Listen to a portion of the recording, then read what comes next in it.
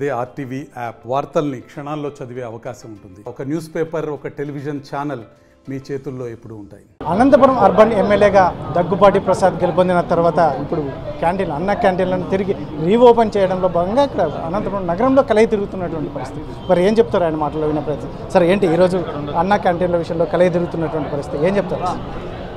నిన్నటి రోజున మా నాయకుడు చంద్రబాబు నాయుడు గారు ముఖ్యమంత్రిగా బాధ్యతలు తీసుకున్న తర్వాత అన్న క్యాంటీన్లు ఓపెన్ చేయించమని ఒక జివో మీద 4వ సంతకం చేయడం జరిగింది. దానిలో భాగంగానే గత 5 ఏళ్లలో అన్న క్యాంటీన్ని దృష్టికి తీసుకొచ్చారు.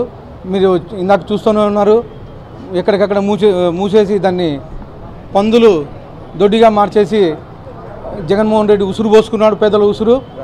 దానిలో భాగంగానే మేము క్యాంటీన్లు అతి త్వరలో ఓపెన్ చేయించాలని చెప్పేసి విజిట్ చేయడం జరిగింది. సరే, ఎన్ని క్యాంటీన్లు ఓపెన్ చేయబోతున్నారు? ముఖ్యంగా కంటిన్యూషన్ ఎలా ఉండబోతున్నారు? గత మా తెలుగుదేశం ప్రభుత్వంలో 3 అన్న క్యాంటీన్లు అనంతపురంలో అర్బన్లో ఉండేటివి. ఒకటి పాతూరు, ఒకటి రైల్వే స్టేషన్ దగ్గర, ఒకటి బల్లార్ బైపాస్ దగ్గర ఉండేది. ఆ 3 క్యాంటీన్లు ఓపెన్ చేపిస్తున్నాం. ఇంకా ఇవి కాకుండా అదనంగా ఇంకో 2 క్యాంటీన్లు కానీ ఓపెన్ చేయిస్తామని చెప్పేసి తెలియజేస్తున్నాను. మా నాయకుడు పేదల పొట్టను నింపడానికి చాలామంది అనంతపూర్కి పల్లెల నుంచి వస్తారు.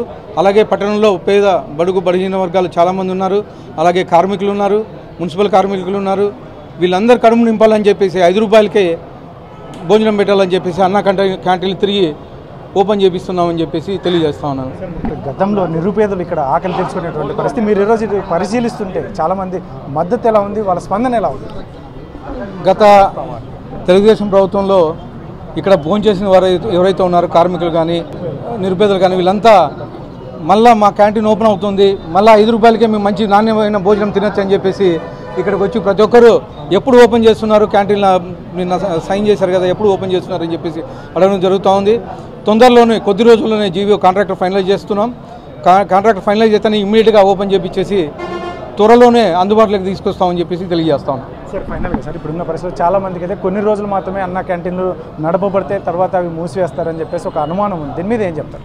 మా నాయకుడు చంద్రబాబు నాయుడు గారు ముఖ్యమంత్రిగా ఉన్నంత వరకు, మా తెలుగుదేశం ప్రభుత్వం ఉన్నంత వరకు, తెలుగుదేశం పార్టీ ఉన్నంత వరకు అన్న క్యాంటీన్లు నడుస్తాయి.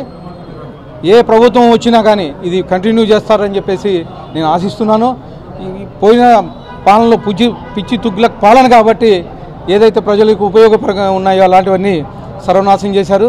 కానీ మేము ఇంకా 20 ఏళ్ళు వచ్చేది తెలుగుదేశం ప్రభుత్వమే. మా నాయకుడు చంద్రబాబు నాయుడు గారి ముఖ్యమంత్రి. అన్న క్యాంటీన్లు ఖచ్చితంగా 20 ఏళ్ళు తక్కువ కాకుండా ఉంటాయని చెప్పేసి తెలియజేస్తాను.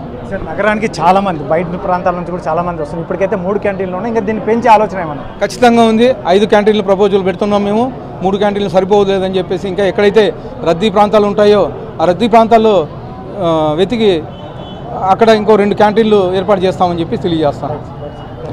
ఇది మొత్తం మీద అయితే మాత్రం అనంతపురం అర్బన్ ఎమ్మెల్యే దగ్గుబాటి ప్రసాద్ చెప్తున్నటువంటి విషయం, మా నాయకుడైనటువంటి చంద్రబాబు నాయుడు తీసుకున్న నిర్ణయానికి ఖచ్చితంగా ఇక అన్న క్యాంటీన్లో కంటిన్యూ అయితే జగన్మోహన్ రెడ్డి పూర్తిగా వ్యవస్థలను నిర్వీర్యం చేసినటువంటి పరిస్థితి. కాబట్టి ఖచ్చితంగా ఇప్పుడు 3 క్యాంటీన్లను రీఓపెన్ చేయబోతున్నాం. మళ్ళీ రానున్న కాలంలో ఇంకా వీటిని పెంచుతూ, ఎందుకంటే సామాన్యుల ఆకలి తీర్చడమే ధ్యేయంగా చంద్రబాబు నాయుడు నాయకత్వంలో ముందుకు వెళ్ళబోతున్నామని చెప్పేసి అనంతపురం అర్బన్ ఎమ్మెల్యే దగ్గుబాటి ప్రసాద్ చెప్తున్నటువంటి పరిస్థితి. కెమెరా పర్సన్ సుధాకర్తో చెల్లకనేడు RTV అనంతపురం.